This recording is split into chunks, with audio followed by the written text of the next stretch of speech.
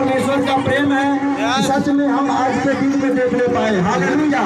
हम जानते हैं बहुत से लोग होंगे जो इस समय को नहीं देख पाए होंगे, लेकिन ये परमेश्वर का प्रेम है, उसका करुणा है कि हम इस दिन को, इस समय को देख रहे हैं और परमेश्वर की संगति में इकट्ठे हुए हैं। सच में पिता हमारा बहुत महान है। Hallelujah, hallelujah, hallelujah. हम जब जानते हैं, हम बाइबल को पढ़ते हैं और बाइबल को जब हम पढ़ते हैं, बाइबल को जब हम पढ़ते हैं तो उससे पता चलता है कि सच में परमेश्वर ने मूसा के साथ कितना बड़ा कार्य किया था।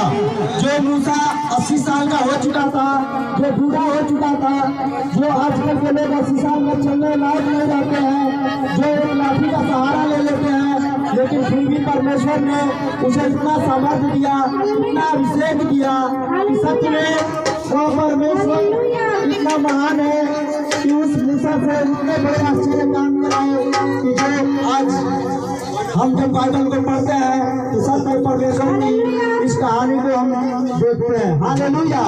क्योंकि हम जानते हैं जब इस्राएलियों को लेकर मूसा जा रहा था और जब एक तरफ फिरौन की सेना थी और एक तरफ नदी आ गया, जो लाल समुद्र आ गया, जहाँ उसका बचना मुश्किल था,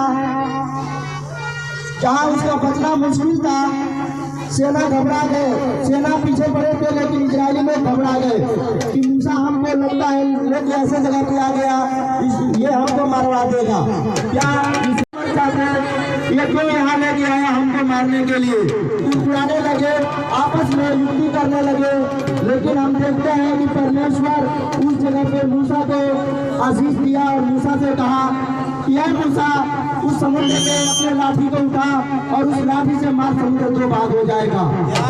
हम जानते हैं कि अगर हम आम आदमी हों और अपने मर्जी से जाके किसी समुद्र में मारेंगे तो कुछ नहीं फर्क पड़ेगा, लेकिन परमेश्वर ने उसे इतना सामर्थ्य दिया, इतना बल दिया, इतना अभिषेक किया, इतना आश्चर्य काम कराया कि उसने जब अपने लाठी को उठाया और समुद्र में मारा, वो समुद्र 2 भाग हो गया।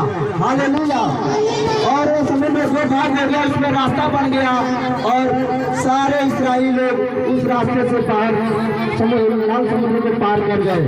और जब फिरौन की सेना, जब मिस्र की सेना जब उसमें घुसी, जब मिस्र की सेना जब उस नदी के अंदर घुसी, तो वहीं पर फिर वो जल के अंदर ही डूब के मर गए। हालेलुया।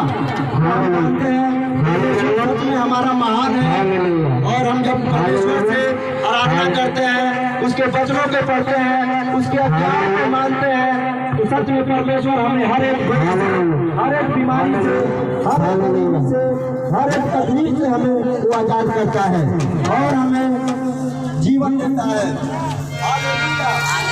हालेलुया। तो सच में परमेश्वर पिता के आज्ञाओं से चलना है, जहाँ भी हम रहे अपने पिता की आज्ञा को मानना है, पवित्रता में रहना है, वचन को सुनना है, वचन को लोगों के बीच में बांटना है और परमेश्वर के आश्चर्य करने को और लोगों के बीच में बताना है और लोगों से बताना है जो लोग भटक गए हैं, जो लोग पाप में, बुराई में जी रहे हैं, ताकि वे लोग अपना मन फिराएं और परमेश्वर के राज्य में आए। Hallelujah, hallelujah.